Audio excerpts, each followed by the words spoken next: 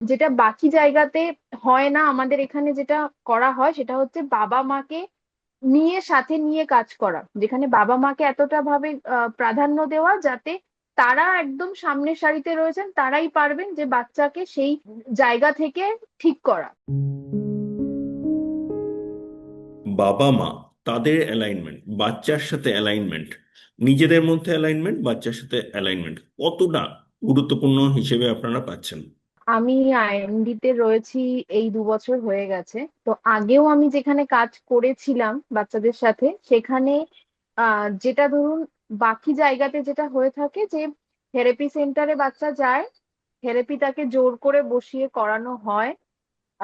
বাবা মাকে পরবর্তীকালে যে কি বাড়িতে করবে, কি হলো না হলো, সেগুলো কিছু সেইভাবে জানানো হয় না।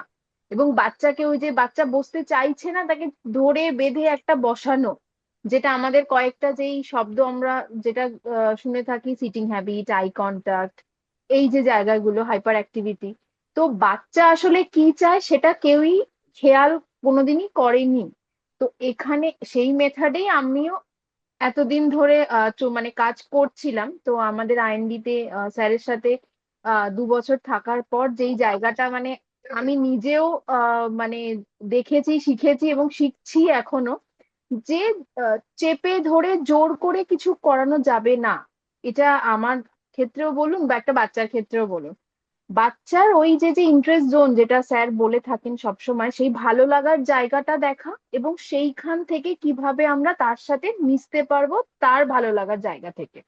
এবং এখানে যেটা বাকি জায়গাতে হয় না, আমাদের এখানে যেটা করা হয় সেটা হচ্ছে বাবা মাকে নিয়ে সাথে নিয়ে কাজ করা, যেখানে বাবা মাকে এতটা ভাবে প্রাধান্য দেওয়া যাতে তারা একদম সামনের সারিতে রয়েছেন, তারাই পারবেন যে বাচ্চাকে সেই আহ জায়গা থেকে ঠিক করা। কারণ কি, থেরাপি সেন্টারে বাচ্চা আসে ওই 1 ঘন্টা 1.5 ঘন্টার জন্য, কিন্তু ওই যে বাকি যে একটা হিউজ সময় বাড়িতে থাকছে 24 ঘন্টার মধ্যে, সেখানে বাবা মাকে যদি না জানে যে আমার বাচ্চার সাথে আমি কিভাবে চলবো, তাহলে কিন্তু সেখানে কখনোই সম্ভব না ওই 1 ঘন্টা কিছু করে।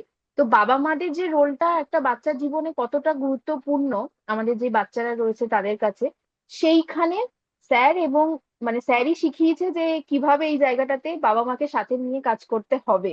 তো সেইখানে আমরাও কাজ করছি। এবং সরি, সেখান থেকে আমাদের যে এই যে ফার্স্ট সেকেন্ড থার্ড করে যে ব্যাচ গুলো হচ্ছে, সেখানে ফার্স্ট ব্যাচ সেকেন্ড ব্যাচের বাবা মাদেরকে সাথে নিয়ে যে এগোচ্ছি আমরা।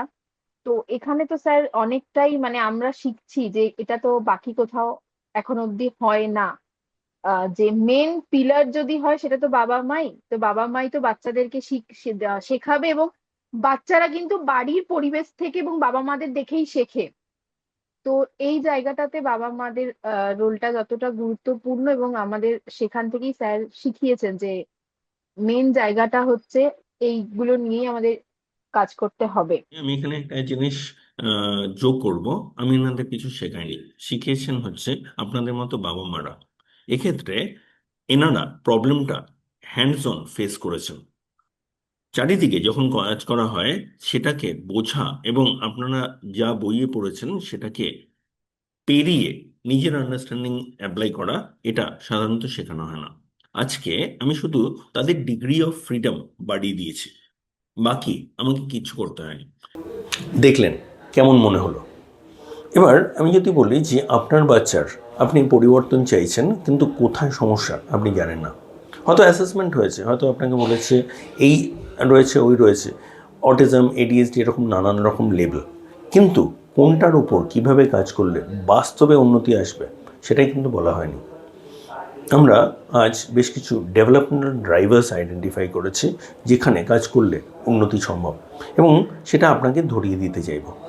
যদি মনে হয় আপনার সমস্যা আছে এবং আপনি তাতে আটকে আছেন, আমাদের সাথে যোগাযোগ করুন। একটা ফ্রি ডেভেলপমেন্টাল অডিট রিকোয়েস্ট করুন, আমাদের নাম্বার দেওয়া রইল, সেখানে হোয়াটসঅ্যাপ করে আপনি এটা রিকোয়েস্ট করতে পারেন। আমরা অবশ্যই আপনাকে সাহায্য করব, দেখিয়ে দিতে পারবো যে কোথায় আজ আপনার বাচ্চা যে বয়সে থাকুক, যে অবস্থায় থাকুক, উন্নতি সম্ভব।